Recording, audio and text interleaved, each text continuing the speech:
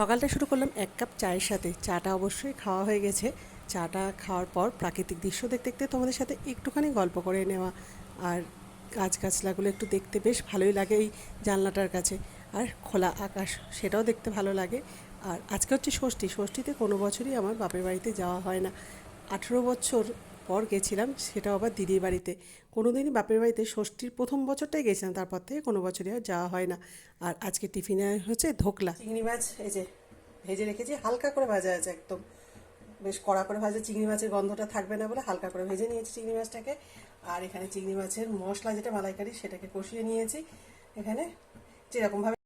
টিফিনে আজকে লুচি আলুর দম কোনোটাই রাখিনি, ধোকলাটা রেখেছি। তার কারণ ধোকলা খেলে কিন্তু গ্যাস অম্বল কোনো কিছুই হয় না, বেশ ভালো তাড়াতাড়ি হজমও হয়ে যায়।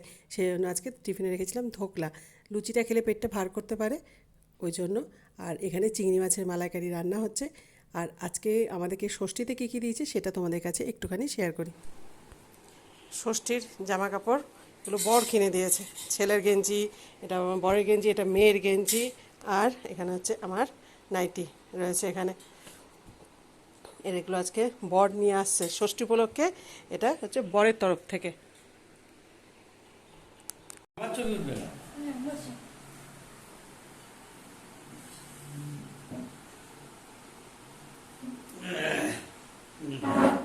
বাহ,